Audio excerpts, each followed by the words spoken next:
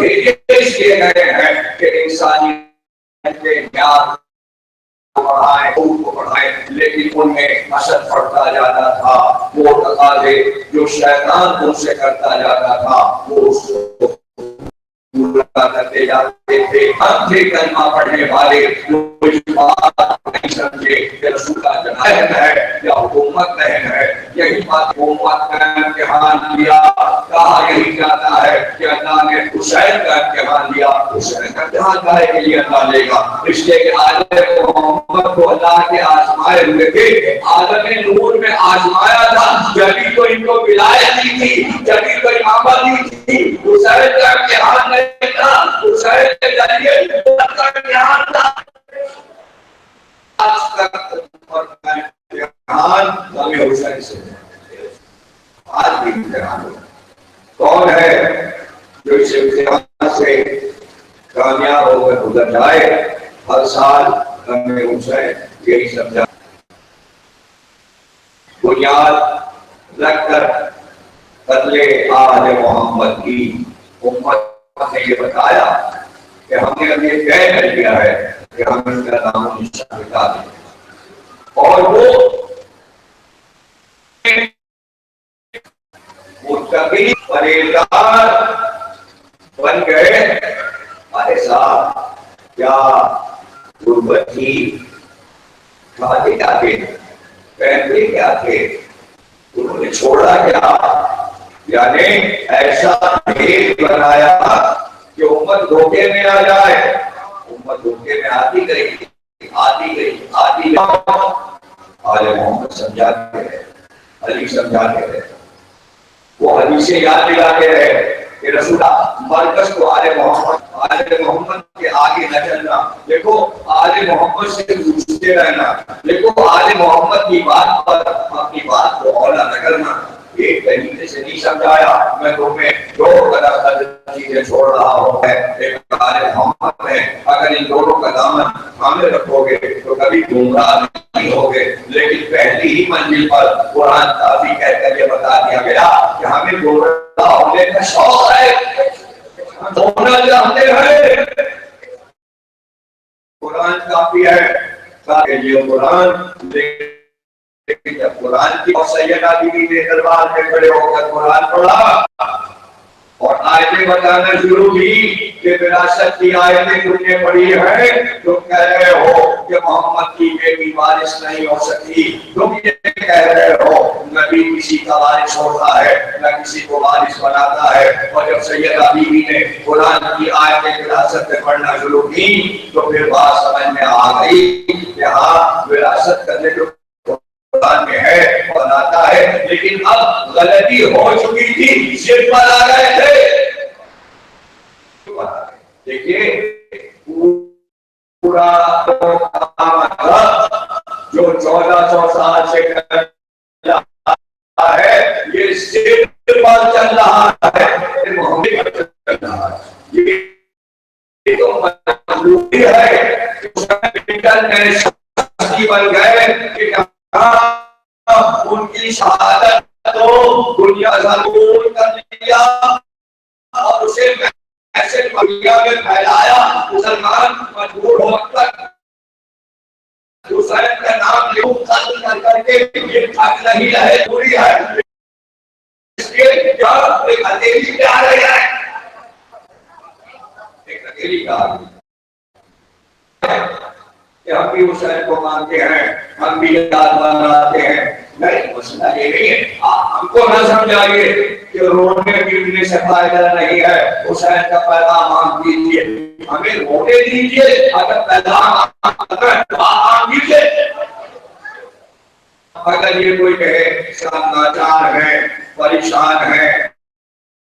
کہ میں تو بڑی دولت رکھی ہے، تو اللہ نے پھر امتحان دیا اور امتحان دیا۔ آپ نے نام بھی رکھ دیا میں نے اللہ نے آپ کو یہ بول دیا ہے کہ دولت دے دیا ہے۔ تو یہ بتائیے پاکستان اس دولت کو اسٹیٹ بینک کے پیسے میں سے کتنے فیصد حکومت پاکستان میں اب تک امام حسین پہ خرچ کیے ہیں؟ اخبار میں حساب دے دیجیے،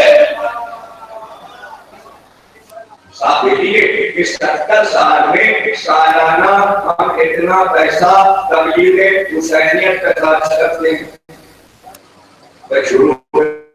چلیے قائد اعظم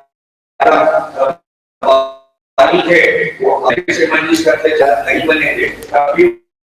مجلس کرتے گھر پہ لگا تھا، 8 تاریخ کو حاضر ہوتی تھی، اس کے بعد پاکستان بن گیا، ان کی مجلس قائم رہی، کچھ علی بانی پاکستان مجلس کرتا تھا، اس کے بعد شیعہ پریسیڈنٹ آ گیا، اس کے اندر میں جا کے گورنر ہاؤس میں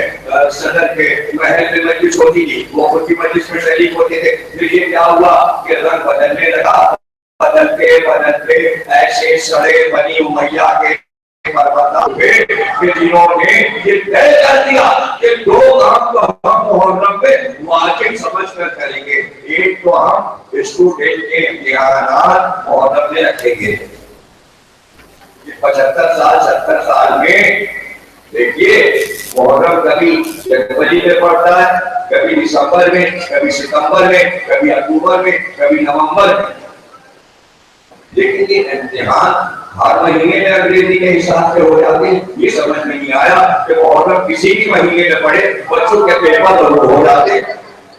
لیکن بھائی کوئی حساب ہوتا ہے کہ سالانہ پیپر پہنچے، چھمائی پیپر پہنچے، لیکن ایسے لگاتے ہیں حساب بنی امیہ والے کہ آگے حساب 10 دن کے اندر پڑے اور بچہ اتنا مصروف ہو جائے پڑھائی میں کہ اسے ہوش ہی نہ رہے کہ حسینیت کا مجلس کہاں ہے، ماتم کہاں ہے، شیعہ بچے بھی مصروف ہو جائیں اور سنی دیکھیں، نہ مجلسوں کی طرف دیکھیں، نہ حسین کا نام لے چھوڑے، کوئی ذکر کرے امام حسین کا، تاکہ ان کی پرورش حسین دشمنی پر ہوتی رہے۔ ایک تو یہ ہو گیا 70 سال میں کارنامہ، پاکستان یہ کارنامہ ہر سال کرتا ہے، یہ تو سچ دکھاوا ہے، ٹی وی میں پروگرام دے دیا، اخبار ٹیلیویژن نکال دیے، یہ شیعوں کو خوش کرنے کے لیے پولیس کی ڈیوٹیاں لگا دی، کنٹینر لگا دیے اور فلانا کر دیا اور ادھر کا راستہ بند کر دیا اور ادھر کا راستہ، یا ہمارا کام تو سوری کر رہے، آپ یہ کو بنا رہے، آپ صرف یہ چاہتے ہیں کہ غیر قوم دیکھنے کا باعث کنٹینر کے پیچھے آپ ڈرتے ہیں کہ اگر کسی نے دیکھ لیا تنظیم لگاتے ماتم کرتے تو بچے پوچھیں گے یہ کیا ہو رہا ہے، تو بات آگے بڑھ جائے گی۔ تو چھپا کے کر لو، سڑکیں بند کر کے کر لو، راستے بند کر لو، ادھر کوئی غیر قوم آنے پائے، ان کا جلوس جا رہا ہے کسی طرح ختم ہو جائے، آشور کرے نکل جائے، اور اس کے بعد اللہ کا خیر صلی اللہ، اور اس کے بعد دوسرا کام 70 سال میں بنی امیہ کے پروردہ اس خدادار سلطنت میں یہ کرتے آئے کہ 6 محرم کو میچ کرتے ہیں اور فائنل عاشور کے دن ہوتا ہے۔ یہ 2 کام حکومت پاکستان نے واجب کیے ہوئے ہیں اپنے اوپر کہ محرم میں اسٹوڈنٹ کے پیپر کروائیں گے اور کھیل کروائیں گے اور ہر ٹی وی پر میچ دکھایا جائے گا، بار بار دکھایا جائے گا، نیوز میں دکھایا کہ کھیلوں میں ذہن لگا ہے۔ لیکن اللہ نے نے کہا یہ تو ہمیں ایسا ہوا عذاب کرائیں گے کہ ان کو پتہ بھی نہیں چلے گا کہ وہ عذاب کب آ گیا۔ اللہ نے کھیل کود کرنے والوں پر آپ کو پتہ کیا، حکام حسین عذابوں سے بچا رہے ہیں۔ یہ ملک اگر عذاب میں بچا ہے اب تک تو یہ ذکر حسین سے ہم نے بچایا ہے، اس ماتم سے بچا، اس ذکر حسین سے بچا۔ انجام میں نے سنا دیا کہ کربلا کا انجام کیا ہوا۔ انجام یہ ہوا کہ حسین جنت میں تشریف لے گئے۔ جب یزید نے خطبہ دیا دربار میں کہ ہم نے حسین کا نام بتا دیا، حسین ہم سے ٹکرانا چاہتے تھے، ہم نے ان کا یہ انجام کیا، ان کا جواب دیا اور رسول وہ اپنے قدموں سے چلتے ہوئے اپنی خاکگاہوں کی طرف چلے گئے۔ کیا جواب جملہ شاہزادی میں فرمایا کہ وہ کربلا والوں کی جنت میں مقرر تھی اور رسول اللہ نے فرما دیا تھا کہ آج کے پہلو میں حسین کا وہ مقام ہے بلند ترین، جس سے بلند کوئی مقام کائنات میں نہیں ہے، اور اس مقام سے حسین پوری کائنات کو دیکھتے ہیں۔ حسین آج کا چراغ ہے، آج کا روشنی حسین سے ہوتی ہے، یہ سب رسول اللہ نے فرما دیا تھا۔ اور اس مقام سے حسین اپنے چاہنے والوں کو بیٹھ کر دیکھ رہے ہوتے ہیں، یہ رسول اللہ نے فرما دیا تھا۔ حسین اس بلند مقام سے اپنے چاہنے والوں کو دیکھتے ہیں جیسے کوئی باپ اپنے گھر کے بچوں کو پہچان کر دیکھتا ہے۔ حسین دیکھ رہے ہیں اسی یقین پر ہم 1400 سال سے یہ مجلس یہ وعدہ کرتے آئے ہیں، اب رہ گیا اسی طرح یہ سمجھ کر کرنا کہ جیسے آج واقعہ ہوا ہے یہ ہم اپنی طرف سے نہیں کرتے۔ امام صادق نے فرمایا کہ اس طرح محرم کی یاد منانا جیسے ابھی ہوا ہے، اس لیے ہم ہر اسی طرح دوہراتے ہیں۔ اب حسین سفر پہ چل رہے ہیں جیسے 28 رجب آ گئی، اب حسین 2 محرم کو کربلا پہنچ گئے جیسے ابھی پہنچ گئے۔ یہ ساتھ ہے ابھی حسین میں پانی بند ہوا ہے، بس ایسا لگتا ہے ابھی پانی بند ہوا۔ یہ شب عاشور آ گئی ہے، حسین جیسے ابھی یہ واقعہ ہوا ہے۔ صبح علی اکبر نے اذان کی ہے، بس ایسا لگتا ہے ابھی اذان کی ہے۔ ابھی حسین نے صبح کی ہے، بس ابھی نماز شروع ہوئی ہے اور تیر برسنا شروع ہوا ہے، اور دیکھتے ہی دیکھتے لڑائی چل رہی ہے۔ عاشور کے دن یہی تصور ہمارا ہوتا ہے کہ واقعہ کربلا ہو رہا ہے، زندہ واقعہ سمجھ کر کرتے ہیں۔ یہ واقعہ کیسا،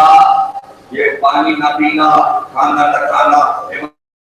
ایسا کرو گے تو یہ تصور رہے گا جیسے تم حسین کے ساتھ کربلا میں شریک ہو اور تم بھی پیاسے ہو۔ جب عاشور زیارت نہیں ہوگی، عاشور کے دن صبح گزارت حسین نہیں ہوگی، جب عمل عاشورہ ہو جاتا ہے اس کے بعد زیارت دور کے بعد پڑھی جاتی ہے۔ درمیان میں السلام علیکہ نہیں، اس لیے کہ حسین قربانیاں دے رہے، ٹھہرو ابھی سلام نہ کرو۔ حسین جب آرام کر لے پھر پکارنا السلام علیکہ یا عبداللہ۔ ایسے بتاؤ سامنے والی بات جیسے ابھی خیمے جلائے جا رہے ہیں، خیمے جل چکے ہیں، نہ گئے ہیں، بیویاں چہرے اس کے بعد سادے غریبہ میں پاس نہ تلاش کرتا، غریب نہیں گھری نہیں، چاہے زمین سے رہ جانا، اس لیے کہ زائنہ زمین پہ بیٹھا، زمین پہ زمین پہ اوپر سایہ نہیں، شیر آسمان اللہ لٹ چکا، چادریں چیٹی جا چکی، پروگرام اور ماپیلا ہو، چاند کو بھی کہنے لگا، سورج کو بھی کہنے لگا، ستارے جلائے ہوئے تھے، چاندی اٹھی تھی، کربلا میں اندھیرا پہلے ہی ہو گیا تھا، اندھیری تھی، چاند نے بھی منہ چھپایا، شاید اللہ کے ساتھ وہ بیویاں جن کے کھلے سر کو رشتوں نے نہیں دیکھا، آسمان کھلتا کھلا کر نہ دیکھے، اس کے چاند میں اللہ نے کہنے لگا دیا، کربلا میں سال نکل گئی، جب لے گئے الفاظ لے گئے، بیویاں چلے ہوئے کی لاکھ کے پاس زمین پر سر اٹھائے بیٹھی ہیں، سر کھلے ہوئے ہیں، اور اینا سر بیویاں ہیں، سر اٹھائے اور سجدے سجاد چلے ہوئے خیمے کی راہ پر سر سجدے میں رکھے، بس تھوڑی تھوڑی دیر میں بات کہتے ہیں اللہ اللہ اکبر۔ یہ تکبیر اس لیے بلند کر رہے تھے تاکہ تکبیر کی حیبت سے پھر گولی کی دھڑکا رک نہ کر سکے، گولی کی دھڑکا آ سکے، اور حضرت زینب جانتی تھی کہ شکرانے میرا بچہ ادا کر رہا ہے، بار بار سجدے بچے نے کہتے پروردگار یہ قربانیاں تجھے قبول کر دی، تیرا شکریہ محمد کی قربانیوں کو تجھے قبول کر لیا ہے، تیرا شکر ہے تو اللہ اکبر، بابا نے تیرے نام کے لیے یہ قربانی دی ہے، یہ قربانی اس لیے دی گئی ہے پورے گھرانے کی قربانی۔ اب زینب نے دیکھا کہ بیویاں سے سک رہی ہے، آوازیں بھی آ رہی ہے، دیکھا اٹھی اور اٹھ کر ایک ٹکڑا جو خیمے پہ ٹوٹے ہوئے ہتھیار تھے اس میں سے اٹھا کر دیکھا آدھی ام لینا علیہ پڑھ رہی ہے، لیکن بیویوں آواز ہے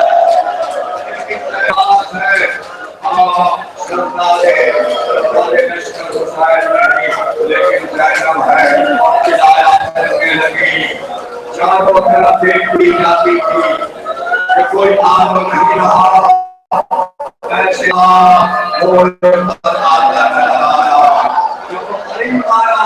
کہتا حضرت زینب نے آواز دی اے مالک صبح کو آ جانا، تھکے ہوئے ہمارے بچے یہاں آگ پہ سو گئے،